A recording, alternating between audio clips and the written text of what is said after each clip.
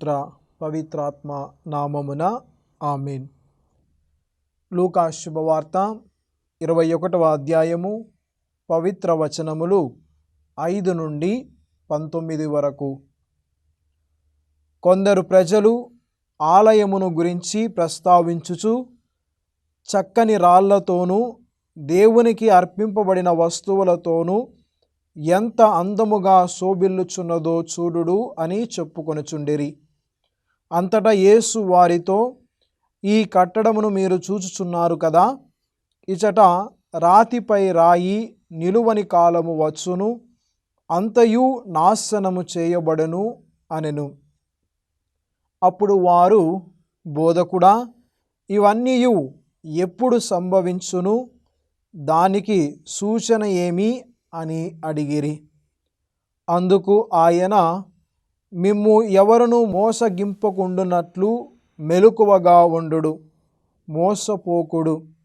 అనేకులు నా పేరిట వచ్చి నేనే ఆయననని అనియు కాలము సమీపించినదనియు చెప్పెదరు. కానీ మీరు వారి వెంట వెళ్ళవలదు. యుద్ధములు విప్లవముల గురించి వినునప్పుడు మీరు భయపడవలదు. మొదట ఇవి అన్నీయు జరిగి తీరును, కానీ అంతలోనే అంతము రాదు అనెను. ఇంకను ఆయన వారితో ఇట్లనెను, ఒక జాతి మరి ఒక జాతిపై, ఒక రాజ్యము మరి ఒక రాజ్యముపై దాడి చేయును. భయంకర భూకంపములు, పలుచోట్ల కరువులు, తెగుళ్ళు వ్యాపించును. ఆకాశమున భయంకరమైన దృశ్యములు, గొప్ప సూచనలు కనిపించును. ఇవి అన్నీయు సంభవింపక పూర్వము వారు మిమ్ము బట్టి ప్రార్థనా మందిరములకును చెరసాలలకును అప్పగించి హింసింతురు. నా నామము నిమిత్తము రాజుల యొద్దకు అధిపతుల యొద్దకు మిమ్ములను తీసుకొని పోవుదురు. ఇది మీరు సాక్షులుగా ఉండవలసిన సమయము. మీరు అచట చెప్పవలసిన దానిని గూర్చి కలవరపడుకుడు. విరోధి మీకు ఎదుట రాకుటకు మిమ్ములను ఖండించుటకు వీలు కాని వాక్కును వివేకమును ప్రసాదింతును. తల్లిదండ్రులు, సోదరులు, బంధువులు, మిత్రులు కూడా మిమ్మును పట్టించెదరు. మీలో కొంతమందిని చంపెదరు. నా నామము నిమిత్తము మిమ్ములను అందరూ ద్వేషింతురు. కానీ మీ తల వెంట్రుక కూడా రాలిపోదు. మీ సహనము వలన మీరు మీ ప్రాణములను దక్కించుకొందురు. ప్రియ క్రైస్తవ విశ్వాసులారా, చేతులు జోడిద్దాం, కళ్ళు మూసుకుందాం. ఒక చిన్న ప్రార్థన ద్వారా ఈ వాక్య పరిచర్యలో అడుగు పెడదాం. మమ్ము సదా కరుణించి కాపాడుతున్నటువంటి సర్వేశ్వర, గడిచిన కాలమంతా మమ్మలందరినీ అద్భుతంగా ఆశీర్వదించి కాచి కాపాడినందులకు నీకు వందనాలు. మరి ఈ వాక్యాన్ని ధ్యానించబోతున్నటువంటి మా హృదయములందరినీ కూడా మీ యొక్క పరిశుద్ధ ఆత్మతో నింపుమని, వాక్యానుసారంగా జీవించే భాగ్యాన్ని మా అందరికీ ప్రసాదించుమని ఈ యొక్క మనవిని మా నాథుడైన యేసుక్రీస్తు అతి శ్రేష్టమైన నామమున అడిగి వేడుకొనుచు ఉన్నాము. ఆమేన్.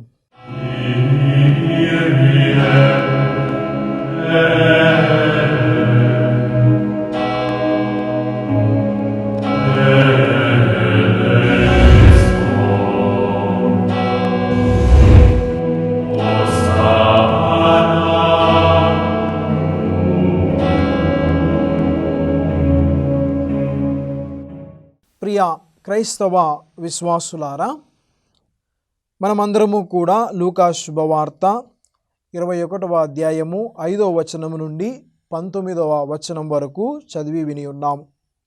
ఈ సువిశేషాన్ని ఆధారంగా పెట్టుకొని క్రీస్తు హెచ్చరికలు, క్రీస్తు హామీలు అనేటువంటి అంశము పైన మనమందరము కలిసి ధ్యానిద్దాము. ప్రియ క్రైస్తవ విశ్వాసులారా, హెచ్చరికలు, హామీలు. అయితే ప్రియ క్రైస్తవ విశ్వాసులారా, తత్వశాస్త్రవేత్త సోరెన్ క్రికగార్డ్ అనేటువంటి వ్యక్తి ఒక నాటక ప్రదర్శనశాల గురించి ఒక ఉపమానాన్ని తెలియజేసి ఉన్నాడు. ఒక నాటక ప్రదర్శనశాలలో నాటకం జరుగుతూ ఉంది. నాటకంలో ప్రతి అంకం కూడా గత అంకం కన్నా అద్భుతంగా ఉంది, అద్భుతంగా పండుతున్నాయి. మరి చూసే ప్రజలందరూ కూడా వాళ్ళు ఏకగ్రీవంతో అందరూ కూడా చాలా ఇంట్రెస్ట్గా శ్రద్ధగా ఆలకిస్తూ ఉన్నారు, తిలకిస్తూ ఉన్నారు, నవ్వుతూ ఉన్నారు, చప్పట్లు కొడుతూ ఉన్నారు, కేకలు వేస్తూ ఉన్నారు. మరి వారికి బయట ఏం జరుగుతుందో కూడా ఏమీ తెలియకోకుండా వీళ్ళందరూ కూడా దీర్ఘంగా దాన్ని తిలకిస్తూ ఉన్నారు, చూస్తూ ఉన్నారు. ప్రియ క్రైస్తవ విశ్వాసులారా, ఇంతలోనే ఆ నాటక ప్రదర్శనశాల నిర్వాహకుడు వచ్చి ఈ అంతరాయానికి మేము క్షమిస్తూ ఉన్నాను, అదేమిటంటే గనక ఈ ప్రదర్శనశాల పైకప్పున నిప్పంటుకుంది, మీరందరూ కూడా భయపడకుండా తోసుకోకుండా అందరూ కూడా చక్కగా క్రమపద్ధతిలో బయటికి వెళ్ళి మన ప్రాణాలు రక్షించుకుందాము అని చెప్పాడు. అయితే వీళ్ళు చూస్తున్నటువంటి ప్రజలందరూ కూడా ఇది కూడా నాటకంలో ఒక భాగమని ఆయన మాట్లాడే కొద్దీ ఆయన వైపు కేకలు వేయడం, అరవడం, వాళ్ళ పనిలో నవ్వడం ఇవన్నీ కూడా చేశాడు. ఆ నిర్వాహకుడు మళ్ళీ చెప్పాడు, లేదండి పైన నిప్పంటుకుంది, మీరు మనందరం కూడా జాగ్రత్తగా వెళ్ళాలి అంటే కనుక వినకుండా వాళ్ళందరూ కూడా ఆ ఆనందములో ఆ కేకలు వేసుకుంటూ నవ్వుకుంటూ అలాగే ఉండిపోయారు. ఆ రవ్వంత నిప్ప కాస్త కొండంత అయ్యి ఆ నాటక ప్రదర్శనశాల మరియు వీళ్ళందరూ కూడా కాలిపోయారు. కాలి బూడిదైపోయారు. ప్రియ క్రైస్తవ విశ్వాసులారా, మరి ఈ ఉపమానాన్ని చెప్పి దానికి అనుగుణంగా ఈ సోరెన్ క్రికగార్డ్ ఏం చెప్పారంటే గనక, అలా ఈ ప్రస్తుత కాలంలో ప్రజలందరూ కూడా ఆనందోత్సవాలతో తేలియాడుతూ ఆ మంటల్లో కలిసిపోతారనిపిస్తుంది అని అన్నాడు. ప్రియ క్రైస్తవ విశ్వాసులారా, ఈ ప్రజలందరూ కూడా వారి యొక్క ఆనందోత్సవాలతో తేలియాడుతూ ఆ మంటల్లో కాలిపోతారేమో అని అనిపిస్తుంది అని చెప్పాడు. ప్రియ క్రైస్తవ విశ్వాసులారా, ఈరోజు మనము ఇప్పుడు విన్నాం సువిశేషపట్నంలో ప్రభువు కూడా కొన్ని హెచ్చరికలు, కొన్ని హామీలు ఇస్తూ ఉన్నాడు. ఆ హామీలను, హెచ్చరికలను మనము పెడచెవి పడితే గనక, వినకపోతే గనక మనము కూడా ఆ మంటల్లో కాలిపోయేటువంటి పరిస్థితి వస్తుంది అని ప్రభు మనకు ముందుగానే హెచ్చరిస్తూ ఉన్నాడు. ప్రియ క్రైస్తవ విశ్వాసులారా, వాస్తవానికి ఆ నిర్వాహకుడు వచ్చి చక్కగా చెప్పాడు, ఎవరు కూడా పట్టించుకోలేదు. హెచ్చరించాడు, ఎవరు పట్టించుకోలేదు. చివరికి ఏమైపోయారు? కాలి బూడిదైపోయారు. అదేవిధంగా ప్రభు ఈరోజు చెప్తున్నాడు, కొన్ని హెచ్చరికలు ఇస్తూ ఉన్నాడు, కొన్ని హామీలు ఇస్తూ ఉన్నాడు. వీటిని మనము పాటిస్తే గనక మన జీవితాలను మనము రక్షించుకుంటాం, మన ఆత్మలను రక్షించుకుంటాం, మనము దేవుని నుండి మనం పొందవలసినటువంటి ఆ ఫలాన్ని మనము పొందుతాము అని హెచ్చరిస్తూ ఉన్నాడు. ప్రియ క్రైస్తవ విశ్వాసులారా, కనుక ఈరోజు మనం అందరము కూడా చక్కగా దేవుని యొక్క ఆ హెచ్చరికలను, హామీలను తెలుసుకొని వాటికి అనుగుణంగా జీవించడానికి ప్రయాసపడదాము. ప్రియ క్రైస్తవ విశ్వాసులారా, అయితే ముందుగా యేసు ప్రభువు 5వ వచనం నుండి 6వ వచనం వరకు కొన్ని విషయాలు తెలియపరుస్తూ ఉన్నాడు. లూకా శుభవార్త 21వ అధ్యాయము మరియు వచనములు 5, 6. కొందరు ప్రజలు వచ్చి ఆ యెరూషలేము దేవాలయము కట్టడల గురించి చాలా అందంగా, చాలా గొప్పగా ఉన్నాయని మాట్లాడుతూ ఉన్నారు. మరి ప్రభువు వచ్చి ఈ కట్టడములు ఒక రాతి మీద రాయి నిలవదు, అంతయు నాశనము చేయబడును అన్నాడు. ప్రియ క్రైస్తవ విశ్వాసులారా, మనం అర్థం చేసుకోవాలి, ఈ లోకంలో ఉన్నటువంటి ప్రతి వస్తువుకి, ప్రతి మనిషికి, ప్రతి కీటకాలకు మరియు జంతువులకు అన్నిటికీ కూడా ఎక్స్పైరీ డేట్ ఉంటుంది. వస్తువులు ఈరోజు తయారు చేశారు, ఆ రోజు వరకే అది మీరు వాడాలి, ఆ రోజు అయిపోతే దాన్ని పడేసేయాలి. మనం కూడా శాశ్వతం కాదు, ఏదో రోజు మనల్ని కూడా కప్పెడతారు. అదేవిధంగా క్రిమి కీటకాలు కూడా, అవి కూడా దానికి కూడా కొంతకాలం మిగుతాయి, తర్వాత చనిపోతాయి. ప్రతిదానికి, లోకంలో ఉన్నటువంటి ప్రతిదానికి కూడా ఎక్స్పైరీ డేట్ ఉంది. ప్రియ క్రైస్తవ విశ్వాసులారా, అయితే ప్రభువు ఏం చెప్తూ ఉన్నాడంటే, ఈ లోక అందాలను చూసి ఈ లోకమైనటువంటి వస్తువుల గురించి మీరు ఆనందపడవద్దు, ఆ ఊబిలో ఉండకండి. మీరు పరలోక రాజ్యంలో స్థానం సంపాదించుకోవడానికి కష్టపడండి, దాని గురించి ఆనందించండి అంటున్నాడు. అంటే ఇక్కడ పెట్టుబడి పెట్టండి, రాబడి అక్కడ వస్తుంది, ప్రభు దగ్గరికి వెళ్ళినప్పుడు వస్తుంది రాబడి అని ప్రభు మనకి హెచ్చరిస్తూ ఉన్నాడు. ప్రియ క్రైస్తవ విశ్వాసులారా, ఈ పెట్టుబడి ఏంటి? మనము విశ్వాసపరంగా ఉండాలి, మన యొక్క జీవితాన్ని దేవునికి అనుగుణంగా ఉండాలి, దేవునికి అనుగుణంగా జీవించాలి.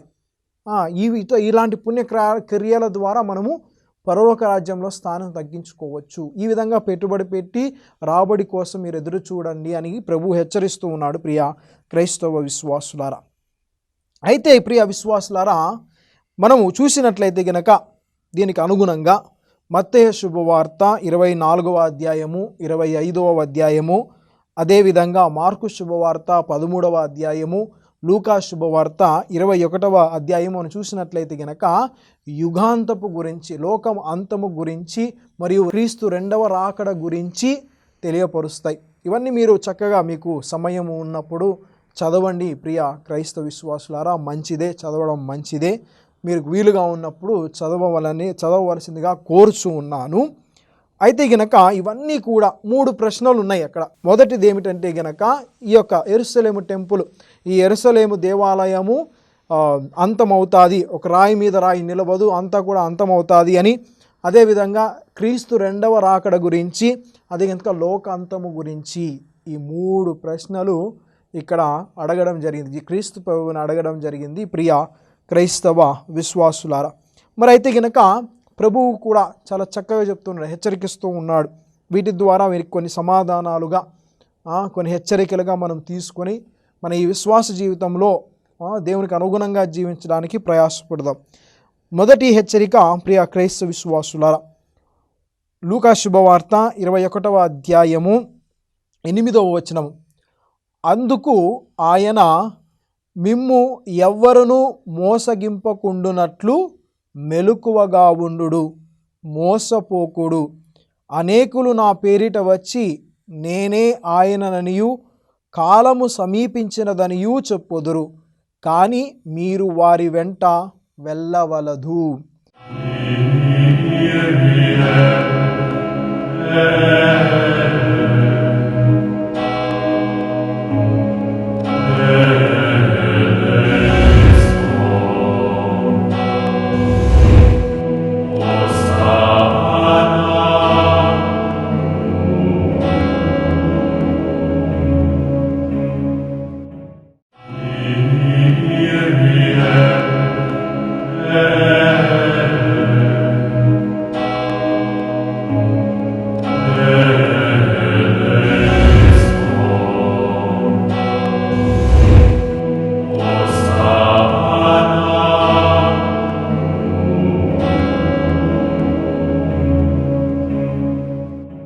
చివరి అంత్యకాలములో మతపరమైనటువంటి మోసము జరుగుతూ ఉంటాయి, వాటిని గురించి మీరు మోసపోకుడు అని ప్రభువు మనకు తెలియపరుస్తూ ఉన్నాడు. ప్రియ క్రైస్తవ విశ్వాసులారా, మోసపోకండి. నేను ఇప్పుడే చక్కగా ఉదాహరణ చెప్పాను. ఇప్పుడు మనం ఒక పట్టణానికి వెళ్ళేటప్పుడు ఆ పట్టణములో కరెంట్ డబ్బులన్నీ కూడా దొంగ నోట్లు సర్క్యులేట్ అవుతూ ఉన్నాయి, దొంగ నోట్లతో అన్నీ ఉన్నాయి, మీరు వెళ్ళేటప్పుడు కొంచెం జాగ్రత్తగా ఉండండి అంటే మనం ఏం చేస్తాం? చక్కగా ఏ వస్తువు కొన్నా, ఇదేను కొన్నా కానీ ఇది మంచి నోటా దొంగ నోటా అని పరిశీలిస్తాం. మరి అదేవిధంగా ప్రియ క్రైస్తవ విశ్వాసులారా, మనము 2012వ సంవత్సరం యుగాంతము అంతా కూడా, లోకమంతా కూడా అంతమైపోతుంది, ఇదే అయిపోతుంది అని ఒక ప్రచారం కూడా జరిగింది, యుగాంతం అని. అప్పుడు చాలామంది కూడా భయపడి ఆ మాటలు విని భయపడి కొంతమంది తమ కుటుంబాల్లో అనేకమైన సమస్యలు, ఇబ్బందులతో కూడా ఎదురయ్యారు. ఇవన్నీ కూడా కుటుంబంలో అల్లకల్లోలము, ఆస్తి పంపకాల గురించి, దాని గురించి కూడా వాళ్ళు చాలా కొట్టుకొని కొంతమంది మరణించారు. అంటే అవాస్తవాన్ని వారు నమ్మి మోసపోయి తమ ప్రాణాలను కోల్పోయారు. ప్రియ క్రైస్తవ విశ్వాసులారా, వీటిని ఉద్దేశించే ప్రభు చెప్తా ఉన్నాడు, నా నామమున అనేకమైన నామం నేను ఆయనననియు లోకమంతా అంతమైపోతుందని ఇవి చెప్తారు. వీటి గురించి మీరు మోసపోకండి, జాగ్రత్తగా ఉండండి, 1-2 సార్లు మీరు ఆలోచించి ప్రతి నిర్ణయాన్ని తీసుకోండి అని ప్రభువు మనల్ని కోరుతూ ఉన్నాడు. ప్రియ క్రైస్తవ విశ్వాసులారా, హెచ్చరిస్తూ ఉన్నాడు. ప్రియ క్రైస్తవ విశ్వాసులారా, ఇది మొదటి హెచ్చరిక. మన విశ్వాసాల్లో పరంగా కూడా మనం మోసపోకూడదు. ఏ విధంగా అయితే మనము ఒక వస్తువును కొనడానికి వెళ్ళినప్పుడు దాన్ని 2 3 చూస్తామో అదేవిధంగా మన ఈ విశ్వాస జీవితంలో కూడా మోసపోకూడదు. నేను క్రీస్తునే అని చెప్తారు. క్రీస్తు నాకు మాటలు ఇవి చెప్పాడు, అవి చెప్పాడు, నేను అద్భుతాలు చేస్తాను, ఇవి చేస్తాను అన్నీ కూడా చెప్తారు.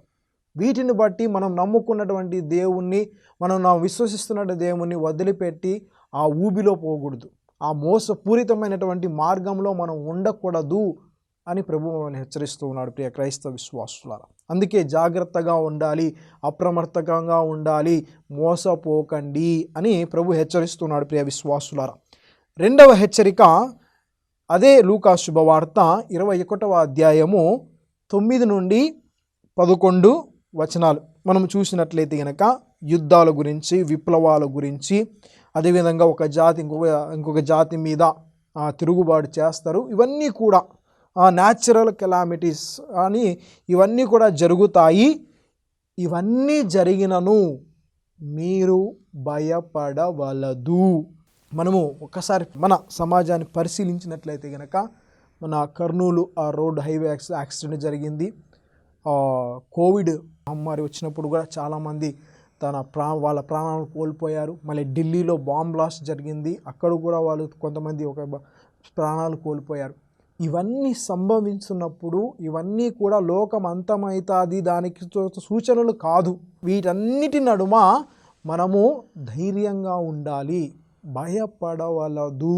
ఇలాంటివి సంభవించినప్పుడు మీరు భయపడవలదు అని మనల్ని హెచ్చరిస్తూ ఉన్నాడు. ప్రియ విశ్వాసులారా, కొన్నిసార్లు నేను కోవిడ్-19లో ఒకసారి చూసినట్లయితే కనుక చాలామంది వారు భయంతోనే చనిపోయారు. చాలామంది నాకు వచ్చింది ఏమైపోతుందో అనేటువంటి ఆందోళన, భయము, ఈ వల్ల వాళ్ళు తమ ప్రాణాలను కోల్పోయారు. ఎప్పుడైతే రోగం వచ్చినప్పుడు చక్కగా డాక్టర్ చెప్పినటువంటి ట్యాబ్లెట్లు, పుష్టికరమైనటువంటి ఆహారాన్ని భుజించినప్పుడు తప్పకుండా ఎవరికైనా కానీ వారి యొక్క ఆరోగ్యాన్ని వాళ్ళు మెరుగుపరుచుకోవచ్చు. ఇది కాకోకుండా భయం వలన, ఆందోళన వలన తమ ప్రాణాలు కోల్పోయారు. ప్రభువు వీటన్నిటిని ఉద్దేశించే వాళ్ళందరికీ చెప్తున్నాడు, ఇలాంటివి సంభవించినప్పుడు మీరు భయపడవలదు, ధైర్యంగా ఉండండి అని హెచ్చరిస్తూ ఉన్నాడు. ప్రియ క్రైస్తవ విశ్వాసులారా, అదేవిధంగా మూడవది మనము చూసినట్లయితే గనక అదే లూకా శుభవార్త 12-16 వచనాలు చూస్తే గనక ఒక హెచ్చరికలుగా ఉన్నాయి. అది మతపరమైనటువంటి హింసల గురించి చెప్తా ఉన్నాడు. మతపరమైనటువంటి హింసలు, మీరు నన్ను విశ్వసిస్తారో అప్పుడు వారందరూ కూడా మిమ్మల్ని ఏం చేస్తారు, ప్రార్థనా మందిరములకు, చెరసాలలోకి అప్పగించి హింసిస్తారు. నా నామము నిమిత్తము రాజుల యొద్దకు, అధిపతుల యొద్దకు మిమ్ములను తీసుకొని పోవుదురు. ఇంకా లోతుగా చెప్తా అంటే ప్రభు చెప్తున్నాడు, ప్రియ క్రైస్తవ విశ్వాసులారా, తల్లిదండ్రులు, సోదరులు, బంధువులు, మిత్రులు కూడా మిమ్ము పట్టిస్తారు. నన్ను విశ్వసిస్తే ఇవన్నీ కూడా మీకు జరుగుతాయి. మనకు సాక్షులుగా ఉండవలసినటువంటి సమయం. మీరు ఇలాంటి సందర్భములో మీరు నాకు సాక్షులుగా ఉండాలి అని ప్రభువు మనకు తెలియపరుస్తూ ఉన్నాడు. ప్రియ క్రైస్తవ విశ్వాసులారా, మనము ఒక్కసారి మొదటి క్రైస్తవ సంఘాన్ని చూసినట్లయితే గనక వాళ్ళు దేవుణ్ణి నమ్మి ఆయన గురించి వీళ్ళు బోధిస్తునేటప్పుడు ఇవన్నీ కూడా ఎదుర్కొన్నారు. వాళ్ళు రాజుల దగ్గరికి తీసుకువెళ్ళారు, చెరసాలలో వేశారు, అవమానించబడ్డారు, అవహేళన చేయబడ్డారు, చాలా క్రూరంగా చూడబడ్డారు. వీటి నడుమ వాళ్ళందరూ కూడా క్రీస్తుకు సాక్షులుగా ఉన్నారు. ఇప్పుడు మనము కూడా మతపరమైనటువంటి హింసలు జరిగినప్పుడు మనము క్రీస్తునకు సాక్షులుగా ఉండేటువంటి సమయం అది.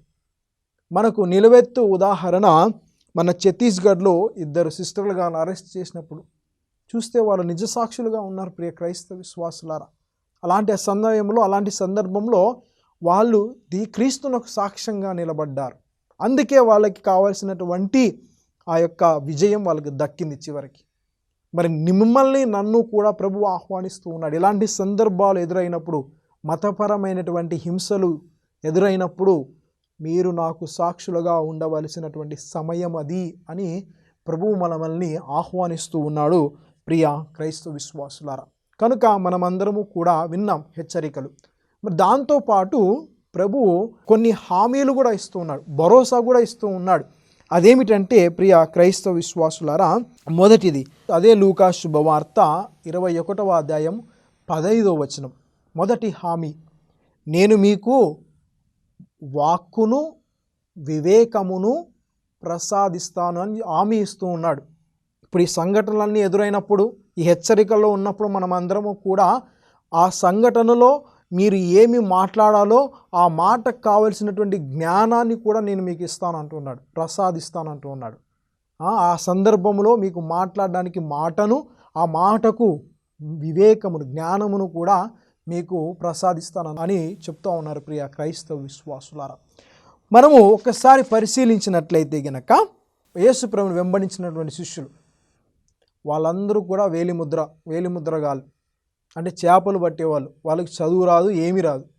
కానీ ఎప్పుడైతే గనక వాళ్ళు పవిత్రాత్మ చేత నింపబడ్డారో వారందరూ కూడా ధైర్యంగా అనేకమైనటువంటి భాషల్లో మాట్లాడారు. ఎంతోమందిని క్రీస్తు వైపుకు మలచారు వాళ్ళ మాటల ద్వారా, వాళ్ళ చేతల ద్వారా. ఎలా సాధ్యమైంది? వేలిముద్రగాళ్ళు అనేకమైనటువంటి భాషల్లో మాట్లాడడం, తెలివిగా జ్ఞానంగా మాట్లాడడం ఎలా సాధ్యమైంది? దేవునితో సాధ్యమైంది. అది దేవుడు వారికి ప్రసాదించాడు. ఈరోజు ప్రభు మనల్ని ఆహ్వానిస్తూ ఉన్నాడు. మీరు ఇలాంటి పరిస్థితి ఎదురైనా కూడా, అలాంటి సమయంలో మీకు కావాల్సిన, మీరు నన్ను నమ్ముకుంటే, మీరు నన్ను విశ్వసిస్తే, అలాంటి సందర్భాలు మీకు ఎదురైనప్పుడు నేను ఆ సందర్భంలో మాట్లాడడానికి మాటను, ఆ మాటకు కావలసినటువంటి జ్ఞానమును, వివేకమును నేను మీకు ప్రసాదిస్తానని హామీ ఇస్తున్నాడు మనకి ఈరోజు ప్రియ విశ్వాసులారా. కనుక మనము దేవుణ్ణి అంటి పెట్టుకొని ఉండాలి. మరి రెండవ హామీ ఏంటంటే ప్రియ విశ్వాసులారా, అదే లూకా శుభవార్త 21వ అధ్యాయము 17-18 వచనములు.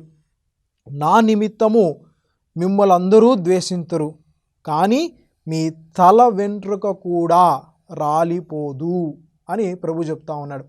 అంటే మనము దేవుణ్ణి నమ్ముకుంటే, దేవుని అంటిపెట్టుకుంటే మనము భద్రంగా ఉంటాము, మన తల ఎంటికలు కూడా రాలిపోదు అని చెప్తా ఉన్నాడు. భరోసా ఇస్తున్నాడు, హామీ ఇస్తున్నాడు ప్రభువు మనకి. ప్రియ విశ్వాసులారా, మనము దేవునికి అంటిపెట్టుకుంటే మనము జాగ్రత్తగా ఉంటాము, ఆయన మనల్ని కాపాడుతాడు, ఆయన మనల్ని రక్షిస్తాడు, ఆయన మనకు కావలసినటువంటి బలమును ప్రసాదిస్తాడు అనేటువంటి భరోసాని ఇస్తూ ఉన్నాడు ప్రియ క్రైస్తవ విశ్వాసులారా.